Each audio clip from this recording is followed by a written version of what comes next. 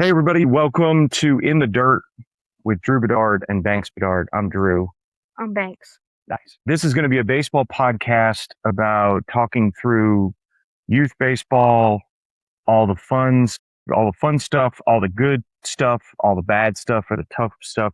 Really, it's going to be a podcast that's going to be about unpacking and dissecting youth baseball and, Travel again, ball. using travel ball and using Banks's experiences to help maybe it, some of his answers may help other coaches and other parents of how to help their kids. And then we'll talk about all different subjects from, what's in the bag. We'll talk about like Ooh. favorite gum and then we'll talk about different subjects like this or that. Would you rather have this on a weekend or that on a weekend? So we're gonna go ahead and get started. So Banks, it's been what 3 or 4 weeks since our last major tournament, and the last major tournament was an all-star tournament for Little League, 11U All-Star State Championship for Tennessee. Yeah. All right, so we went to where we Murfreesboro, Murfreesboro, Tennessee, Yeah. and we played against Gallatin, Nolensville, and Columbia American. yes, Columbia American, so Yeah. 3 teams. But how did you think the weekend went? What was your favorite part? What were some of the tough parts? So the weekend went pretty good. It was pretty fun. My favorite part about it was probably being in the hotel with my teammates. Mhm. And what was your last question?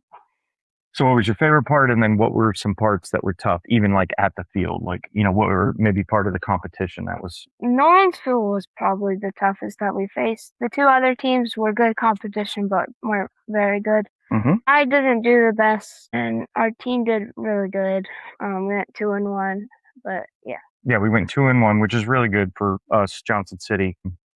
And you didn't have any hits at the plate, but you pitched a couple of times and did well, but you were also fighting an ear infection. So actively during that weekend, he had fluid draining from his right ear the entire time. So we were fighting an ear infection. But okay, so you said one of your favorite parts, yep, Jules the dog is making an appearance. One of your favorite parts was the hotel with your friends, right? I'm trying to think. Since it was a while ago, when we break down different tournament weekends, when we talk about different weekends, they should be pretty fresh on our minds of what was a piece of coaching that really helped and what was a piece of coaching that didn't so much help, and it would be fresher on our minds. But this was Yeah. about 3 or 4 weeks ago. So, okay.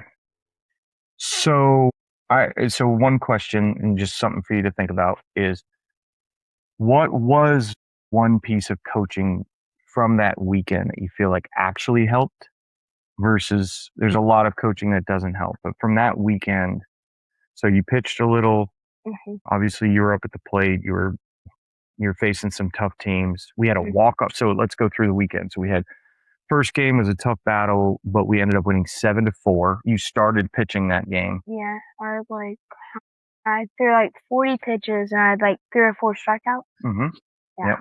And 3 or 4 walks, but we're working on the control stuff. The second game was the really, if I remember correctly. So we played the first game and then we had to wait a whole day because of a rain delay. And then on the third day of the tournament, we played our second game and went into the bottom of the sixth inning. We're down 1 run, 5-4. They come back. It was a battle back and forth, back and forth, back and forth. And finally we're down 5-4.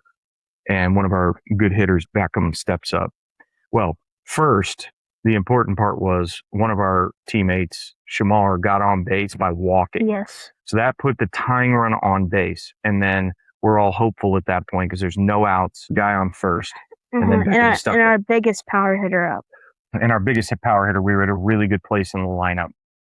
And Beckham didn't waste any time. He hit the first pitch 30 feet over the left field fence, and we went berserk and won. And then our third game, yeah, it was awesome. Yeah.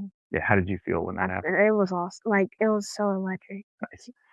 Okay, and in the third game, we played a really tough team in our pool, Nolensville, Tennessee, and I think everybody was pretty aware that they were going to be tough, but so what do you remember? I remember why they were successful. What do you remember about why they were successful? They had really good coaching. Really good coaching. Yeah. Like their coaches were calm. Yeah. And then their players are great. and our pitcher was pitching a perfect game. Yeah, I think he had a one hitter in the whole game. Yeah, so I remember the pitching was really good, and I remember their defense was really good. Like every ball that we hit in play, we hit a lot of balls in play. There was 3 or 4 strikeouts on our team, but every ball that we hit in play, they didn't let it by. I think they only had the one hit that we did have was to right field, and the kid just was too far back. But right, so they had really solid pitching, really solid defense, and then they won. It wasn't like they overwhelmed us in the first couple of innings. They had like 2 or 3 runs an inning that led up to, and then there was a torrential downpour. But in the 5th inning, they were up 9-0, and then we shut the game down. And that was our final game of the tournament. Yeah. So, okay. It was so sad. So sad. You hate it when it ends, right? Yeah. I mean, yeah, great experience. Okay.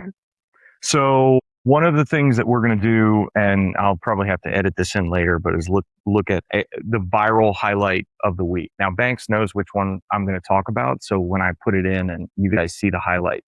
But the highlight from the last couple of weeks, and we're going to try to have a new highlight every week to talk about, but is the one where the ball's hit to right field, and while the ball is in air, the guy takes his sunglasses off of his hat and puts them on his face. Yeah. So how tough is that? Phillies, it was like the right fielder.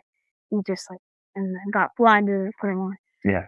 How hard is that to do? That's hard. I've done it in game where I don't put them on, but I have them on a hat and I catch them and I put them on. Done that before. Yeah. But yeah, it may make a case for the comeback of flip down sunglasses, where Banks, I don't know if you even knew this, is that they used to have sunglasses that would flip up and you wore them like this, and then a ball goes up in the air and you could flip them down. Yeah. And they're not the most aesthetically pleasing glasses in the world, but they really work for people. So Jace had some. Yeah. So we'll play that clip. Okay.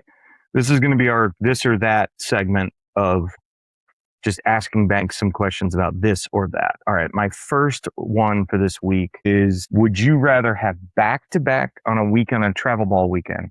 Would you rather have back-to-back games, or would you rather have a break in between? A break for sure. And why? Because I want a break to eat and play with my teammates. Okay. So, but do you ever feel like when we come back to that second game that we're not there, that our energy isn't as good, or we're tired? I actually I don't like the preparation when you have breaks. You have to warm up again and do all that. I like that segment of the no break because you just rest for a little bit and then just go back to playing, and you don't have to really do anything. Okay, so there's advantages to both. Yeah. Like sometimes when you play back-to-backs, it's great because you can just go in, rest, get something to drink, and then you go right back into playing. So your energy can't get too low. But then there's also advantages with a break, is that you can have fun with your friends. Yeah. That's part of the fun of baseball. Okay. All right, that's good. All right, we're now on to our What's in the Bag segment. And what's in the bag? Okay. Maybe we'll have a jingle or something like, what's in the bag? What's in the bag? We need to make another AI song. Yes, that's right. Yeah, I can go to Suno, SUNO.com, make some sort of lead off jam, and then segment jams where it's like, what's in the bag? All right. My question, I'll give you 3 of these this week. What is your favorite gum to have in the bag? Ooh, okay, Big League Chew grape, or Big League Chew sour. Okay, Big League Chew grape. Okay, so nothing else, no Bubblicious, no anything else, just Big League Chew. Yeah, all that other stuff is nasty. Okay, how about favorite sunflower seeds you've ever had? What are your favorites to have in the dugout? Like flavors? Yes, or brands and flavors, if you'd like. I mean, I really like barbecue. I mean, you can't not like barbecue. Yeah. I don't know. It's rough. Barbecue. What are the ones that you tried upstairs and you said, these are delicious, you got to try these? It was I don't know. Is it like ranch or something? No, it was like Parmesan. And... But you're saying your favorite is barbecue. Yeah. And then is there a brand that you like the best? I mean, I can't really think of brands right now. I mean, the only one, the big name is Smackin' Seeds, but... Smackin'? Do you know what I'm talking about? Okay, go ahead. And then what's the one you have at the Mm, The racetrack that we had? yeah, Chincook Cedar. Yeah. Is that what it's called? Chin. Yes. Yeah, Chin. Yeah. Yes. Yes. Okay. Yeah. Cedary. Yes. All right. Last one. Favorite batting gloves. But I mean, Bruce Bullets. Mm-hmm. They're probably the best on the market and most popular. But the Nikes I have are pretty nice. They're breathable and yeah. Okay. Okay. So yeah, we're big on Bruce bolts in this family. We've gone through plenty of pairs of Bruce bolts. Okay, so we'll come back with more parts of that, more asks of what's in the bag in the future, and this or that. That's it. That's all I've got. So we're going to try to do this on a weekly basis. Our fall season is getting started. I think ultimately the goal of this is not only just for us to have some fun and recap and relive, some of these great tournaments and travel and all this different stuff that we're doing, but it's also to document the journey of playing baseball, playing youth Mhm. baseball, moving up. Thanks to starting 6th grade, he's starting middle school this year. Yeah. So middle school to high school, travel ball, how all that mixes in. I also am going to ask him hard questions at times, but it's also better when we're having active practices and active weekends. Is that what's a good piece of coaching? Because Banks has told me before really insightful things about what coaches do well and what stuff doesn't help. For instance, and maybe we'll leave everybody with this, is that you told me one time that when you're up to bat, that it's frustrating when everyone is yelling And pitching. Yeah, and pitching. So explain that a little bit more. I don't like it when people are talking to me while I'm pitching because I'm trying to focus or pitching and hitting because I'm trying to focus and do my job and everyone's just yelling at me and it's hard to focus when that's happening. So what's your suggestion to parents and coaches? Well, I don't care if the coaches do it, but I mean to an extent. But I don't like parents doing it because like you're not really the coach, and I only want my coaches or my dad talking to me. Okay, cool. Yeah. What is helpful from the parents or the crowd? What is helpful? When the crowd's telling you the pitches and they're looking at no, I don't really know. I mean, motivation, Okay. really. Yeah. Yeah. Or positivity. Like you can do it and But like not too much. Like just like 1 or 2 words before I even get in the box. okay. So that's hitting. Yeah. On the hitting side. Yeah. And then on the pitching side, as little as possible, right? Other than okay, yeah. Because too many inputs, too many instructions are bad, right? Yeah. Explain that a little bit more. Like the more instructions, the tighter you get. Yeah. And the more stressed I get of I have to do better and stuff like that. I feel like the worse I do. Good. Okay.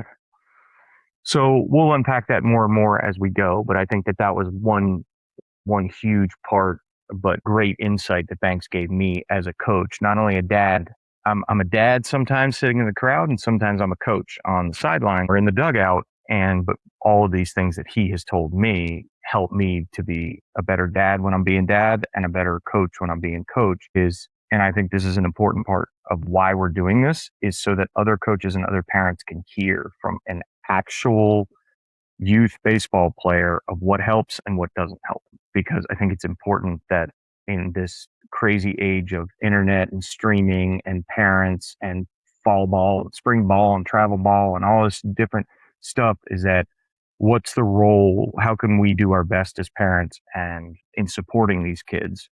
And then how do we do our best? And then, hopefully coaches will get some insight as well. So, all right, that's it for this week.